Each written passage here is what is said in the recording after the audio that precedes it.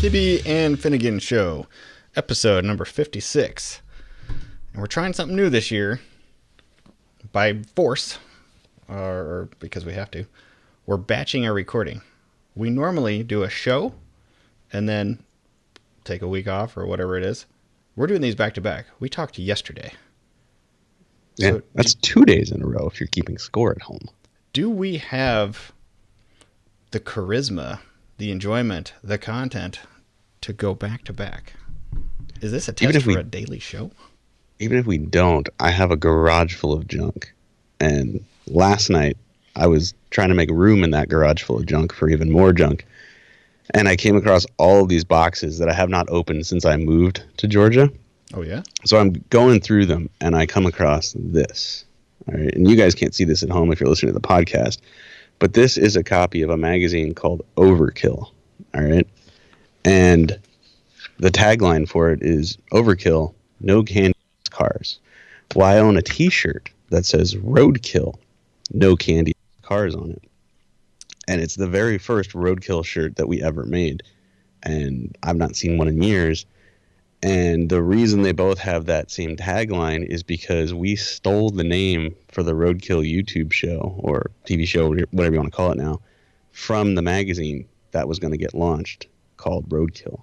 And then the magazine didn't get launched for, I don't know, a year or two. Uh-huh. And when they finally did launch it, they called it Overkill. And then ironically, 4 years later, a Roadkill magazine appears on the newsstands. At first edited by David Freiberger, who has too many jobs, and then later and more recently edited by Alana Schur, who has done a fantastic job with it. And I'm sad to report that Roadkill Magazine is no more. Just found that out. As of when? It's done. There isn't going to be another issue. They just put one out. It was quarterly, came out 4 times a year, and it was a really large format magazine with really good paper, and I believe it's the most expensive magazine. Like more of a coffee table type magazine? Yeah. It costs more than everything else on the newsstand, I think. And it was a fantastic magazine full of just so many different subjects and roadkill-inspired stories, and I loved reading it. It's one of the few magazines I still read, and people just, not enough people, I believe, were buying it. And so the company just killed it, which sucks. Okay, this brings up an interesting topic. So this is a Friday that we're recording this. Every Friday morning, I meet with a bunch of guys to do like a Bible study. All of them, I think, just meet because they have questions about you. So every Friday morning, I answer questions about Mike Finnegan. What does he really like? I'm so sorry. What kind of sandwiches does he like? And now I'm they kidding. They just listen to the podcast. They do.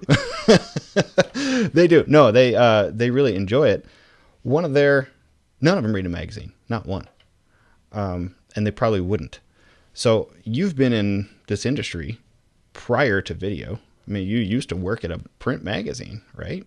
Yeah, that was my whole career. Was from 2000 to 2000, I'd say 14. That's all I did. What magazines still sell and sell well? Because the world has changed. The industry has changed. There's a lot less people in the automotive magazine industry, certainly, than there used to be. There's a couple of things hurting the magazine business right now. First and foremost is real estate. When you go into a vendor, let's say a grocery store, the magazine rack is smaller, and you're competing with, hundreds of other magazine titles out there to get your magazine in front of people's eyeballs. And that's not easy to do. That takes money. Secondly, my kids don't read magazines. They just don't. And a lot of kids today don't read magazines. And I think what you're going to find happening is the magazines that will survive will be printed on better paper. They'll cost more. They'll become, like you mentioned, a coffee table kind of book. And they'll become like records. Eventually, they'll be in vogue again, and people are going to want to hold them in their hands. They're going to want to put down their tablet or their phone or whatever, and they're going to want to hold them again. There will never be as many magazines being printed, as there ever were in the future as there ever were. It's just different now. That isn't going to happen. People care about trees, and electronics have changed the world. But magazines will make a comeback. And I'm glad they're never going to go away, because I'll say this, right? Like my 55 Chevy is as nice as it's ever going to look, and it's still not a show car. You know, it's just not. It is rough around the edges. All I care about really is how fast it goes, and that the roof is gold. But as a child of the magazine era, inside I'm sitting there going, oh man, it'd be so cool to have this thing on the cover of a magazine doing a wheelie. Like, for some reason, having it on my computer and on the internet doing a wheelie is not nearly as gratifying as having it printed on paper and something I can hold and put on the coffee table, you know. And will it ever happen? I don't know. Probably not, because there aren't very many magazines that, you know, would want to put that kind of car on a cover.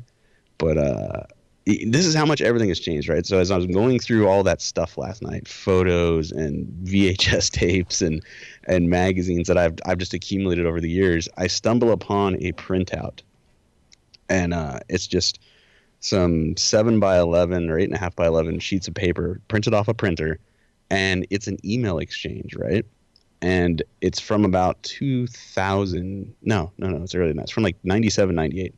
And what it was an email exchange amongst about 13 people that had just gone to a mini truck show in Tennessee. Okay. And they got home, and there was no forum to jump on. There was no Facebook to jump on and talk about the weekend, right? So we were emailing each other back and forth, talking about all the cool stuff. I was literally reading an email about, hey, did you see the guy that got flipped over in the Porta-John? Did you see the stripper? You know, like, and I'm sitting there laughing because I'm like, oh my God, this is really, you know, the internet was there, but it's forum. It's Facebook. Like, I was lucky enough to kind of be there for the dawn of the internet, and I've kind of grown along with it, and I'm still here, which is pretty cool. But the nostalgia of me thinking about how, if I really wanted to have my ego stroked back then, it was to come home and jump on this email deal and see if anyone was talking about the cool truck I built that I took to that car show. And there's no photos. It's just text. It's all text. Man, it's like back in the day, it was called a bulletin board, as I recall. Yeah. So when I went to college, 1993, I chose the dorm that was the only dorm on campus that was wired with Ethernet. And it was the only one you could connect to the internet world. And there was no browsers, nothing. It was all a text window, and we'd jump on this thing. It was called Project Vincent. And all you could do was telnet from yours to other service to get on bulletin boards. And everybody had, like, it was pre-forum, so people could have a handle or a name, like Super Sneaky Mike Dude 428 or something like that. Right. And what the cool thing you would do is make a profile, a statement about yourself. So if somebody wanted to look you up, like your Facebook profile or Instagram profile, all they could read was some statement you put in there. Do you want to know what mine was? Yeah. Oh yeah. I gotta know. All right. It was also my yearbook quote from high school. Captain Kirk himself, Star Trek 4. May fortune favor the foolish. Ooh, which solid. I thought was actually a good quote. It's just good to hear this from you, because you and I have always gotten along really well, and I feel like we're very similar people, but we've had different experiences. And you were way more in touch with technology than I was back then, because I grew up with computers. My mom always had a computer in the house, and she's the one that actually introduced me to the internet. I remember when the internet had a phone book. It was literally yellow pages with addresses, and you type in the address and then sit there and wait, and then a page would load, and it was just text. There was really no graphics, and if there were, they were like clip art graphics. It was lame. And I remember watching it going, yeah, whatever, I'm gonna go outside and skateboard. And but I remember looking at the internet and going, whatever. And it was years later when I really started embracing it and using it and whatnot. But we always had computers. Like I remember I had, what did I have? I had a Commodore 64 back in the day. I had like dual floppy disk drives. Oh, I remember. I had a VIC-20 with tape. Oh man. Yeah. I remember one of the coolest movies I ever saw was War Games. That totally got me into computers, you know. But then cars dominated my life, and I just did not care about computers again, and still until I started working in publishing, and I was back on a laptop, and at that point, this is around 2000, we were shooting on film. We weren't even using digital cameras. So the early years of my magazine career, you'd go out to an event. You mean photos? Like film. Photo. Okay, got it. Like film. So like the early years of my magazine career, I would go out to an event, photograph all the cars I'd liked, come back to write the story, and I would spend hours staring through a loop, which is like a magnifying glass for film, and look at my negatives and then circle the ones we wanted to print, and we'd send them somewhere. They'd get scanned and printed for the magazine, and now I don't do any of that. Now that you could, dude, you can make a magazine with an iPhone these days. You can make a TV show with an iPhone these days. We have a product demo coming up. So the batting tee that I've been working on, it's called Magic Tee. We're going to launch it on Kickstarter at the end of this month. The entire intro was shot with an iPhone and a DJI Osmo. You ever seen those? Oh, yeah, those are cool. Those are like, they're the gimbal part of a DJI drone. And you can mount your phone in there so you can goon around there and get nice sweeping shots. The whole intro is shot on an iPhone.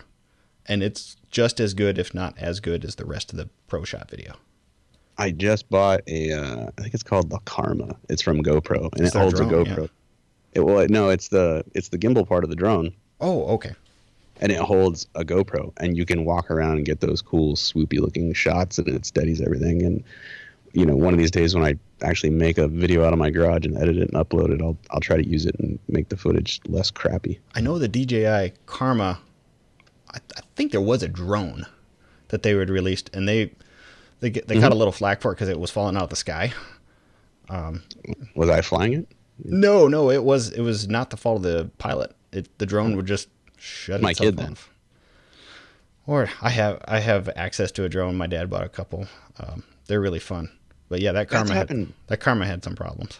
That's happened on Roadkill, and I don't know which model they were using, but we were filming once, and we were in Tucson at Tucson Dragway, and I won't mention names because I don't want to embarrass him. I don't think it was his fault, but one of the crew was operating the drone. I think it was a DJI, and it was up probably 100 feet above the pits of the racetrack, and the thing just flipped upside down and went straight to the ground, dude. Just boom.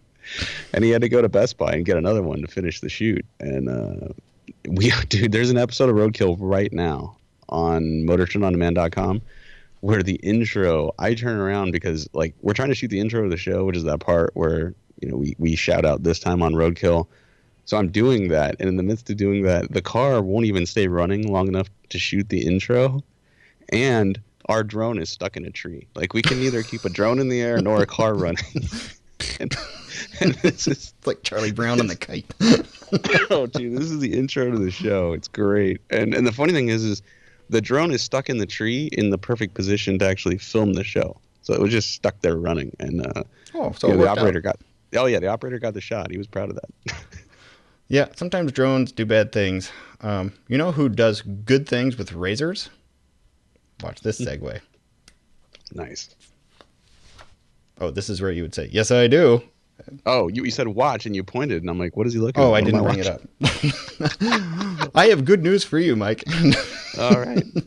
Harry's Razors. Back? Harry's Razors is back, which means a couple of great things. Number one, that means our listeners love us, and they listen to us, and they bought some.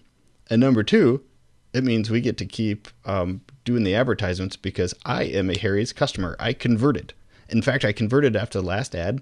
I'm on the, I can't remember the name of the plan I'm on, but it's really cheap. It's like $5 or $6 per month.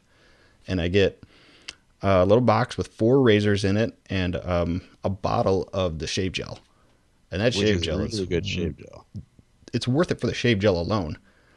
I had to get a little used to the razor because I had never actually, I didn't know it until I used one, but I had never had a close shave before like that. The first time I shaved with it, in fact, I thought, "Ooh, is this right? Am I supposed to feel like this?" And now I can't really go without it. But it's pretty sweet. What do you use yours for? Because I know the shave gel was like one of your favorites. Oh, dude, it's dope. I'm so glad they're back because I haven't shaved in about 3 days, and you could connect my beard to my knees at this point. And no, their razors are great. And And the shave gel is insane. I still have, they hooked up with us, and I went on a road trip immediately afterwards. So I abandoned all my old stuff and took their stuff with me and came back, and I was converted. Stuff works, and I'm saving money, which is the awesome part. You know? It's one thing to have a great shave, but if you can't afford a car after that, what good is looking good? You know? Two dudes started it. We're a fan of two dudes starting something great. Jeff and Andy started it. They wanted a better razor, a better product. They own the factory. It's 100% quality guarantee. You can return it if you don't like to, but here's the offer. So Harry's is so confident you're going to love their blades like we do that they'll give you a trial shave set for free when you sign up at harrys.com/KAFS. You pay for the shipping and that's it. But everything else, which is the little shaver and the little bottle of shave gel, that's free. harrys.com/KAFS. That's a $13 value. Here's what's in it. You get a weighted ergonomic razor blade. I chose the one with the orange handle just because orange seems like a good idea. You get 5 precision engineered blades with a lubricating strip and trimmer blade. You get the lathering shave gel. You get a travel blade cover so you don't cut yourself. And all you got to do is harrys.com/KAFS, harrys.com/KAFS, and it'll charge you. You just pay for the shipping. That's it. It's a great deal. Welcome back, Harry's. Really glad they're back. And they're going to be back several more times, too, which is pretty darn awesome.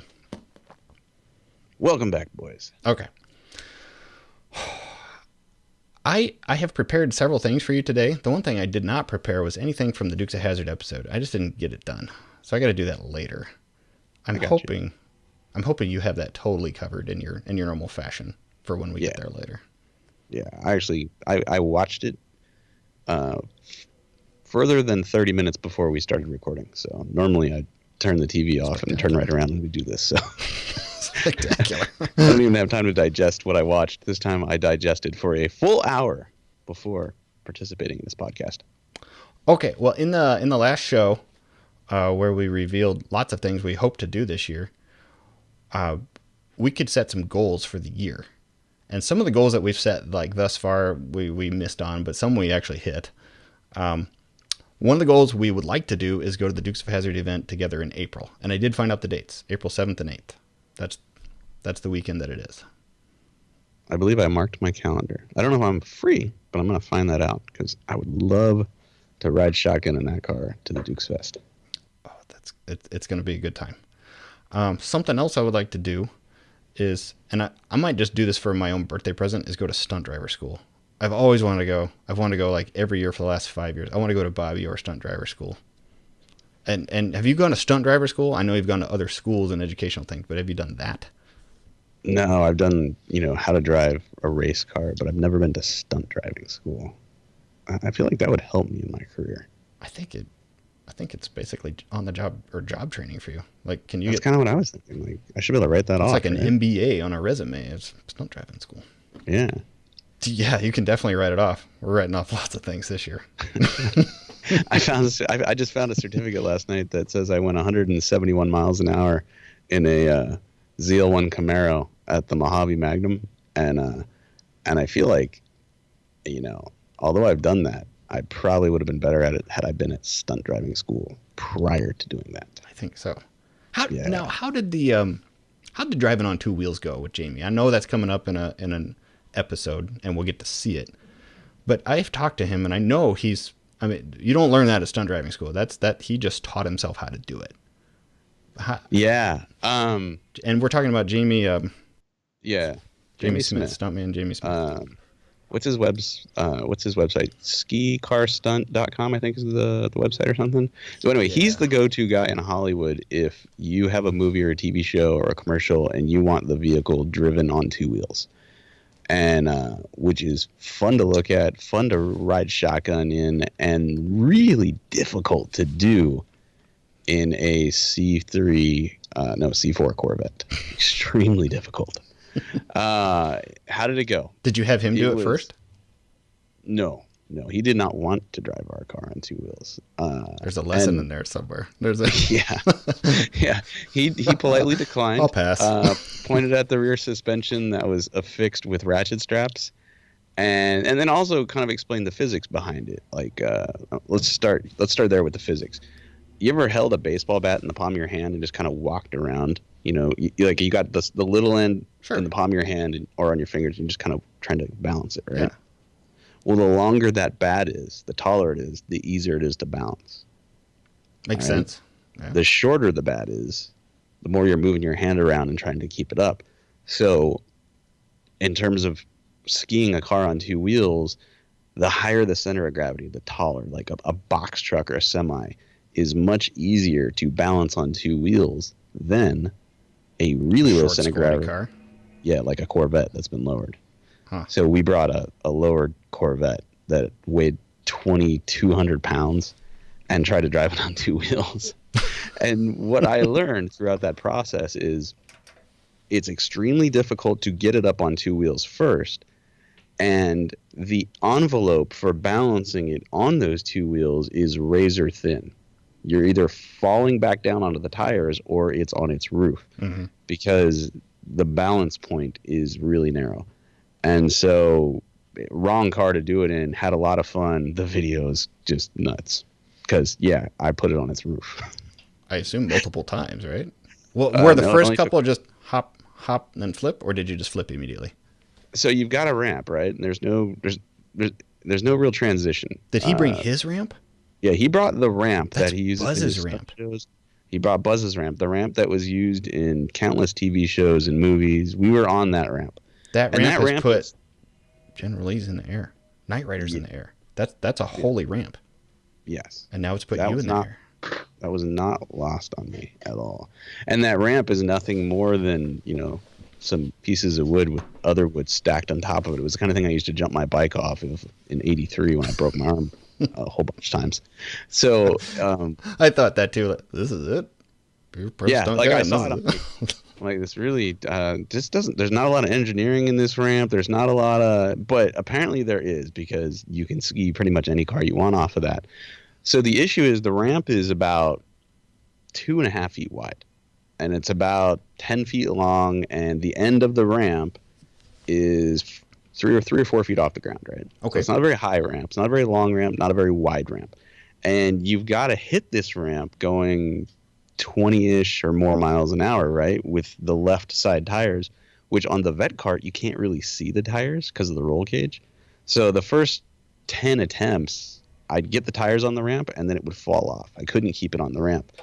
And then what I discovered was the way to get the vet cart on two wheels because of the way the car is built is you have to get on the ramp fast and jerk the wheel left. You got the left wheels on it, and right when they come off the ramp, you jerk the wheel left and muscle the car up on the right side wheels.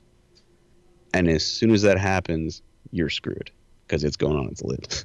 And I slid far enough on the roof of the car to burn through the roll cage. Like the round bars were no longer round on the top of the roof, right where the A-pillar meets the halo. So you were like harnessed in, I assume, or were you? We were harnessed in, sliding upside down, laughing. And then we were upside down, laughing, and the car was still running, but gas was leaking out. And when I wired the car, I had put the switches in an area that you can't reach once you're fully strapped in with a 5-point harness. Mm-hmm. So we had a long screwdriver we were using to turn the ignition switch on and off. Well, we were upside down, and Freiberger couldn't get it turned off. And he's like trying, and I'm like, oh my God, give me the screwdriver. So then I finally turned it off. And, the crew came over and flipped the car back over, and it still ran. It was great, but it broke the steering rack off the car.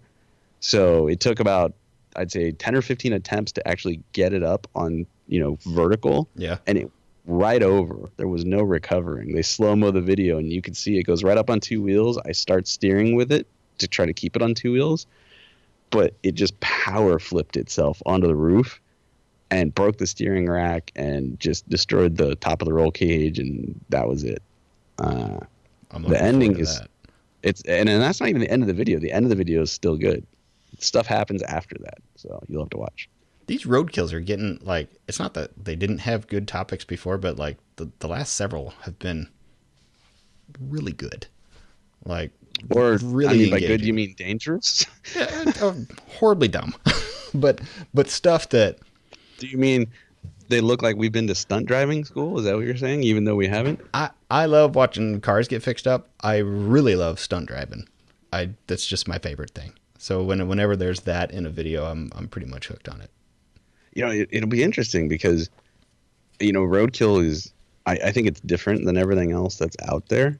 And now that it's on cable television on the Velocity Network, it'll be interesting to see how it fares with that audience that are accustomed to seeing cars, get built. Most of those shows, beginning, middle, end. Yeah, leaves. like the car gets restored, the car gets built, it gets sold, it gets raised to get auctioned, whatever it is. Roadkill, I mean, there's a lot of episodes where we just fail, and that's the end of it. So, like, hey, well, let's go drive a car on 2 wheels. All right, you put it on the roof. Good job. I like that Roadkill cars never really die; they just lose weight. That's what the Bandit. But yeah, just because you think it's over, you'll probably see it again, unless it gets sold. No, that's not going to be the end of the vet cart. There's no way. It was too much fun in the sand dunes before we put it on 2 wheels. I don't doubt it. That sounds pretty good. Okay, I got another one for you here. This is a random smorgasbord of topics. We don't have emails, nothing like that today. Okay. This is a revisit to Star Wars: The Last Jedi. So I went and saw this movie again, and I liked it more. And then I found Kevin Smith's 1.5 hour long review on YouTube. So this is Kevin Smith of Jay and Silent Bob. Kevin Smith. I'm gonna play. I watched about 30 minutes of it. I'll bet you heard this little clip then, because I started watching it to get a clip from it, and then I got totally sucked in. So here's what I grabbed. This is right from the beginning. So in this scene, it's very small, but in this scene, they showed me something new, which I absolutely love. Poe takes out the last gun and then skids to a halt in his X-Wing by jamming the throttle back, and the X-Wing goes, ooh, so he comes around, and it's tiny. Little things like that make me go like, pa-ting, my nipples get all hard. That was what he did there? Cleanest part I could get, too. You know what he did there? He did a 180 bootlegger. He hit the brakes, and they flew right by Maverick. Works in Top Gun, and it works in X-Wings. Yeah. But he did a 180 and went the other way. Yeah. And he's wrong in there. They did that in the last movie. They did it with the Millennium Falcon. Right in the early scenes, the Millennium Falcon ends up doing that very same 180 and then punches it and goes through the Star Destroyer that's sitting in the desert. I didn't even realize that when I watched the clip. But what did you think? Have you seen it again? Or have you just seen it the one time? Yeah, I saw it twice. And I really liked it. It was a lot of fun, and for different reasons. When what was the other one that came out before that? Rogue One. Not Rogue One. No, not Rogue One, the other one. Oh, the Star Wars, The Return of Poe. I don't know. Star Wars 7, whatever that one is. Yeah, whatever it was called. That one I was super excited about because, you had 30 years of nostalgia building up to it. And so that was really cool. This one was just good, you're running out of characters to be nostalgic for. Han Solo's dead. Now, Luke Skywalker's, deadish or joined the Force or whatever. And, Leia's dead in real life, so probably not going to be back in the next movie. So all we're really left with is Chewie and a couple of robots. And but the characters in this are really good characters that you can get behind. Like Daisy Ridley kicks ass in this movie. She's a star, and she's my favorite character in the new movies. Flat out, I just think she's great. Yeah, so I'm on board. Whatever the next one is, I want to see. Does she find her family? Who are her parents? And did you Chad Vader or whatever his name is Chad Vader. Not Chad Vader. I'm sorry. Vader's son. What's that guy's name? I know who Chad Vader is. Google Chad Vader if you don't know who that is. Have you ever seen the one where Chad drives the General Lee? Yes. Yes, it's awesome. So if you get a moment, pull your car over or however you're listening to this and YouTube Chad Vader night shift manager. And it's basically if Darth Vader, after the war gets a day job at a supermarket. That's the manager. It's hysterical. The night manager. It's very fun. I don't think they make them anymore, but for a while that guy was the biggest thing ever. Yeah. So anyway, the guy who's playing Darth Vader's son, and I'm totally brain farting. Kylo Ren? Kylo Ren. His grandson. Grandson. excellent character. But they made a big mistake with this movie, and I hope it's not a permanent thing, but he ditches the mask. And so by the end of the movie, you're kind of sympathizing him a little bit, and he's not scary at all. He's just angry. He's just pissed off, but he's not scary. You don't have the voice, you don't have the mask. And I wish, so who, and the Phantasm, Chrome Dome Stormtrooper chick, she's gone. She's probably dead. So there's no scary people left in this thing. The Snoke guy, dead. There's no scary people left at the end of the movie. So who are we afraid of next time? Well, that's the thing with Star Wars. You never know. Because just because they're dead doesn't mean they're truly dead. Like Yoda's in this film. And Yoda has the powers to blow up a tree with lightning, even though he's dead Yoda. And do flips and shit. So what I learned in this one is that the stuff that kind of bugged me about the last one, like the Spaceballs humor, the whole side trip to the casino, that didn't bug me as much this time. I just thought it was a much better movie. So yeah, the casino was unnecessary, but I got through it. That was in the second time I went. That was when I went and took a leak and got another bucket of popcorn. I always like to get, because our theater you always get two. Like if you buy a big one, you always get a refill for free. I like to get those refills. I also buy the $3.30 giant Diet Coke refill cup. That's good for the whole year. That's value savings. Value savings right there. Okay, so we kind of had the same. You spot a General Lee. You need to save some stuff for the gas, You got that right. Okay. Well, that concludes our Star Wars review. And next time, Chad Vader. You know what we should do? All right, write this down because I won't remember it. Next episode, let's review and or discuss really funny stuff that went viral in like 2000 when the social media was just kind of kicking off. Like, remember Bub Rub and Little Sis? Whistle Tips? Remember that video? Woo, woo! You know what I'm saying? Then you got the flows. They didn't trip off the flow masters. That decoration, man. It's just for decoration. That's it and that's all, man. We do it for decoration. We need to talk about that. If you haven't seen it, Google Bub Rub and Little Sis, okay? Let's Google stuff that went viral and celebrities of the internet from like the early 2000s. What was this again? Bub? I'm typing this in. Bub Rub. Yeah, Bub Rub and Little Sis. They're from Oakland. Sis, okay. And then once you've found that, go down the rabbit hole and find the remix that somebody made of a song about them and their famous video. Then find remix. Well, there goes the afternoon. Because usually that's not too hard for me to do, is go down the rabbit hole there. Okay, I have prepared for you, since I didn't get time to go through the Dukes, a return of one of our more popular segments, a game. This is Guess Whose Birthday? Celebrity Guess Whose Birthday. Okay. And I'm going to play for you a segment of them, either a song or something from them. First, you got to guess who they are, and then you have to guess their age within 2 years. And what I can tell you is they're all from January. Okay? So here. My birthday. Sweet. Oh, what day is your birthday? I thought your birthday was in March. It's like Tuesday or something. Go ahead. Oh, happy birthday. Thank you. No, it hasn't happened yet. Well, happy birthday in advance. All right. Here's the first one. There's two voices in here. He's the first one. And that's your first hint. He's a he. Okay, ready? Let's wrap you up that platinum chain with them diamonds in it. Make a big one for that Benz with them windows tinted. What in the world is in that bag? What you got in that bag? Yo, did someone say bag? Now, if you haven't seen Saturday Night Live, that won't make any sense. But do you think you got it? God, the problem is there was a long period of time where Saturday Night Live wasn't funny.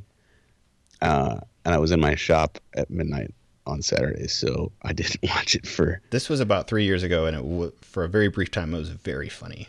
And oh, man.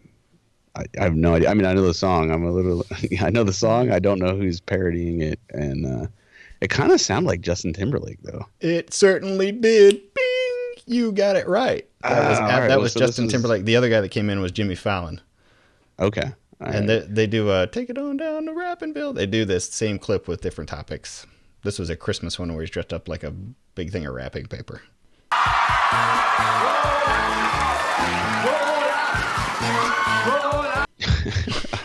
How old is Justin Timberlake? Oh man, he's probably famous first for the Mickey Mouse Club, I think. Dated Britney Yeah. Spears.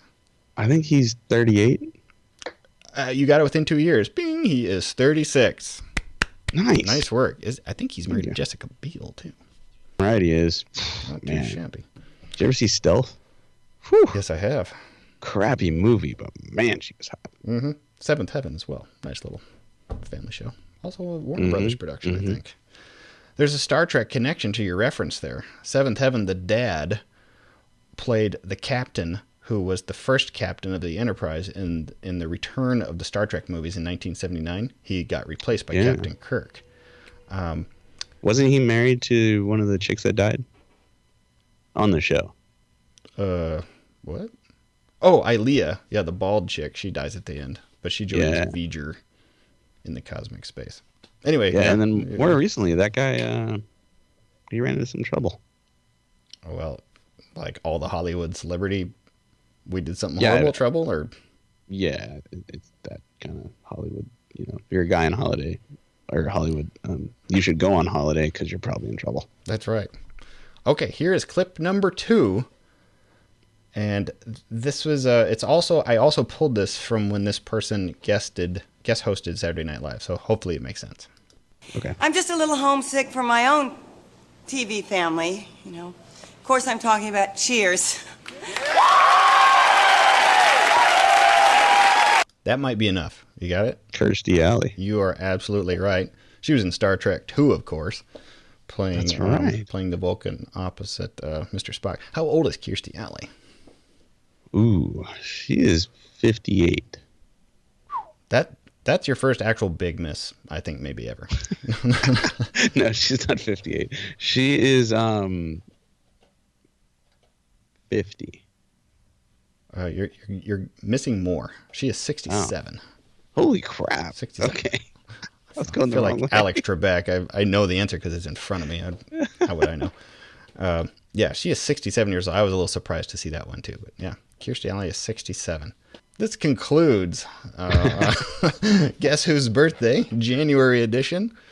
Mike, as always, has done quite well. So we are now at the point of the show that I have been trying to stall for because I am fairly ill-prepared. This is the Dukes of Hazzard episode review, Season 3, Episode 15, To Catch a Duke.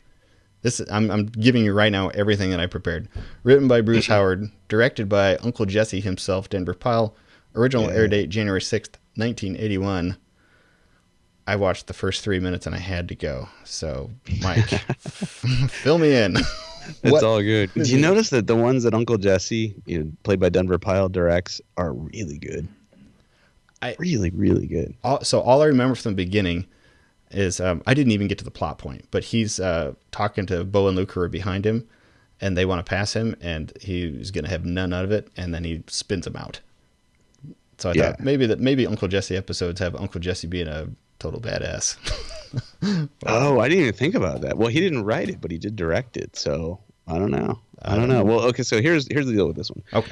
This is a fun one. I mean, it's got everything. It's got the emotional roller coaster of Roscoe being on the wrong side of the law, and James Best, who plays Roscoe, flexing his acting chops. We've got the most action out of the General Lee we've seen in a while. There's quite a bit of comedy in here on the part of the Duke boys and Boss Hogg. I mean, it's good. And the scam here is that there's a husband and wife jewel thief team who break down in Hazzard. And while they're there, an APB comes over the good old CB, which, that's Citizens Band Radio for your new school kids. And somehow, imagine this, the Duke boys get caught up in the thieves escaping from Town Square. By accident? Happenstance? Imagine that. Huh. Man. And so the thieves stash the jewels, only to have Roscoe's dog Flash fetch the bag and plop the loot right in front of Boss Hogg as he and Roscoe give chase. And now Boss Hogg is convinced Roscoe is part of the gang. Oh. And sadly, he's more pissed off that Roscoe didn't include him in his alleged part of the cut than he is that Roscoe may be involved. So anyway, the rest of the episode is spent with the Dukes on the run, the thieves trying to reclaim their stolen property, and Roscoe looking to win back some respect, salvation, and his job as Sheriff of Hazzard. And as usual, it all ends with the car chase and the generally not only riding on two wheels, but also jumping a creek and the bad guys confessing to their sins over ye old Citizens Band radio. The ending is especially good because for whatever reason, Bo and Luke have to stuff Uncle Jesse into the General Lee. Mm-hmm. And as they're trying to muscle in through the window, Bo comments that they ought to weld the door shut on Jesse's pickup when he's not looking. And that is the end of the episode. And because of all of this, and because Roscoe taught me what the word osculation means and why it's illegal to perform osculation within the confines of Hazzard County, I give this one a solid 8 lot lizard licking, truck stop eating, county fair foot-long corn dogs. Beautiful summary. Beautiful summary. Now that I know what lot lizard is, I'm not sure I enjoy that part of your corn dog reference, but I put that in there just for you, buddy.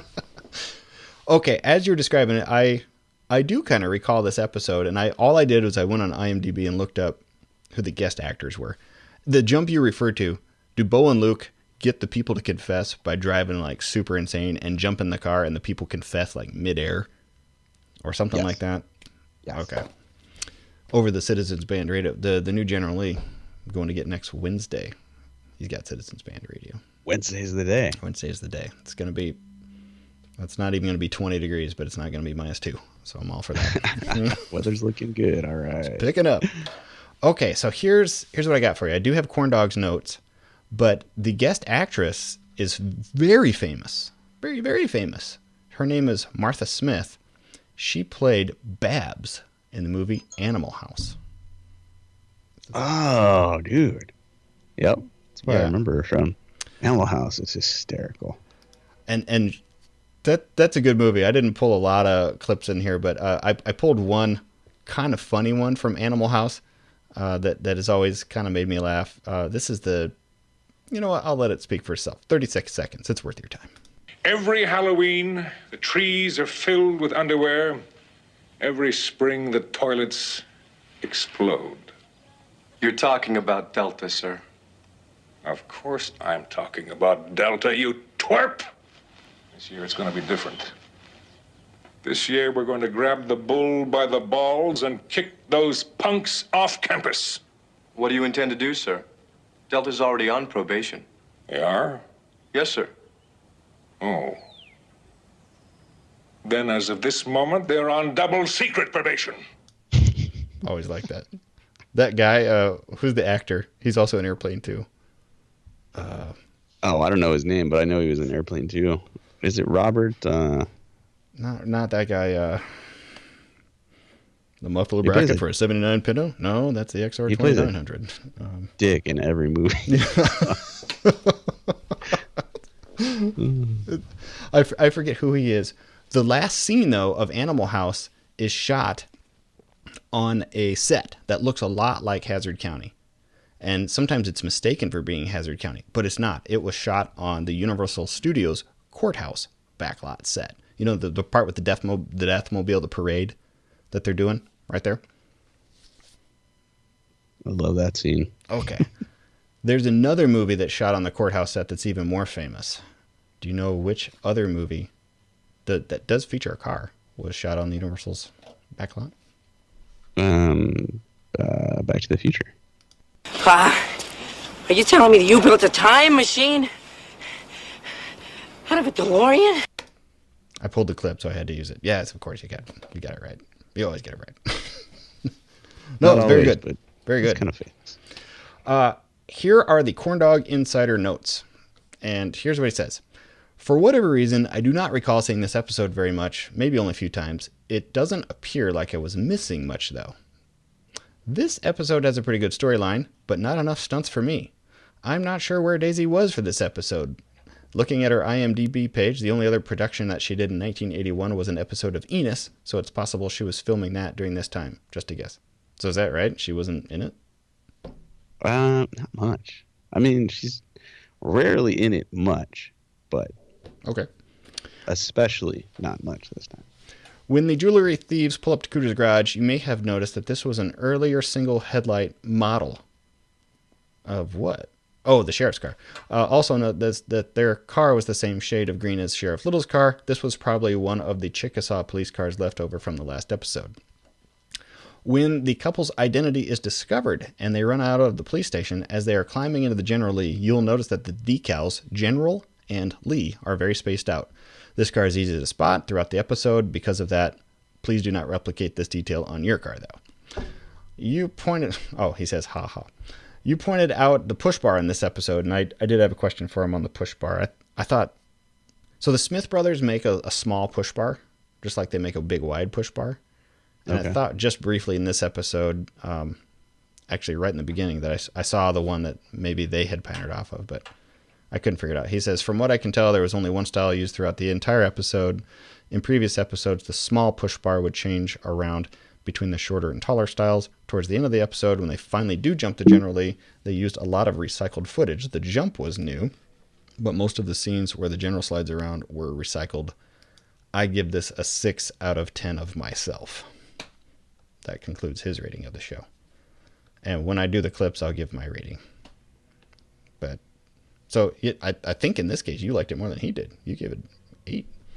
Yeah, because there was just so much good stunt driving. I mean, I bet in this episode, I watched the General Lee slide around more corners than I have the entire time we've been reviewing this show. It was good. It was really good. I dug it.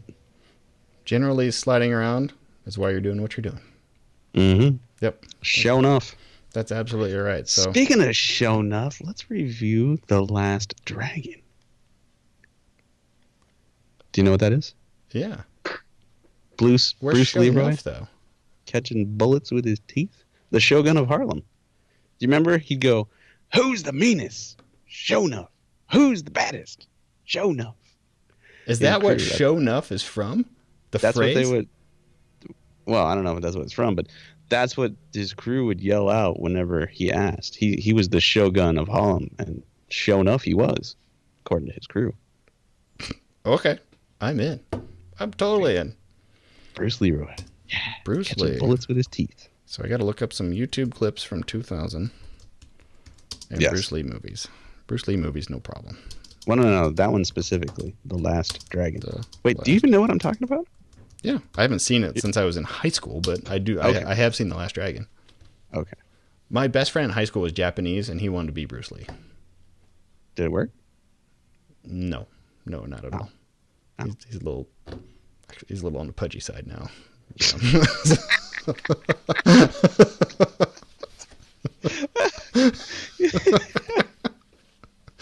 I thought you were going to say his name's not Lee, but okay, pudgy side. Let's go there. His last name is Osako. Not Osaka, like the city. And on that note, thanks for listening. He has a CPAP machine. That's what I learned last Christmas. Hey, I got a CPAP machine. Like, what? When did we get old enough to you need a CPAP machine? But that's what he got. I don't know what that is, but it doesn't sound good. It's an oxygen mask that he sleeps with. Oh. It keeps him alive. I think it's a legitimate thing. A lot of people have sleep apnea where they just stop breathing while they sleep. And then their brain takes over and they breathe real quickly. And then it happens to them all night long. So they never actually fall asleep very well. So they're always tired and always worn out. Maybe you have it. No, definitely not. Sleep well. When I get to sleep, I sleep good. Okay. The other people in the room might not because I'm snoring, but hey, I'm good. Oh, that's one of the signs. If you're a snorer, it could be you. Oh, all right. Maybe I'm done. Oh, boy. Let's hope not. Yeah, that mask in your beard wouldn't jive. There's actually welding helmets out there. I don't have one because they're expensive, but they have fresh air breathing systems built into them that will allegedly seal to the bottom of your chin even if you have a beard. Okay. Company like Speed Glass makes one. I think Miller Electric makes one. I don't know why we're talking about it, but because of the beard, but right, and sleep apnea breathing. Yeah. Anyway, Darth Vader had a mask. If you're looking for a gift for me for next Christmas, there you go. That's. I thought we were going all the way back to circle to Kylo Ren's lack of mask. So that's. Oh, dude! But there you go. I agree. He shouldn't have lost the mask. It was way more cool with the mask on. His voice was cooler. I liked it all. The droid. Put him on board. This concludes the Kibbe and Finnegan show. One of our first back-to-back recordings in some time. Maybe ever. I don't remember. If you'd like to find us on the internet, you can find us at themusclecarplace.com. That's where all the shows are. We're on Instagram, Kibbe and Finnegan Show. You can get a sweet t-shirt at kfshowshirts.com.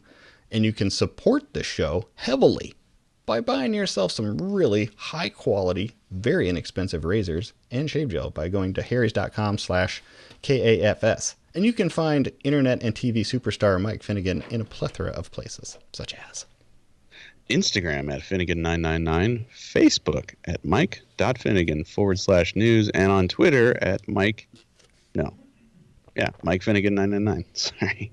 Which one's Instagram? Is it Finnegan999? At Finnegan999. Yeah, Twitter's Mike Finnegan. Yeah. All right, man. All right, we out. Yep. Take care, everybody. Bye-bye. See ya.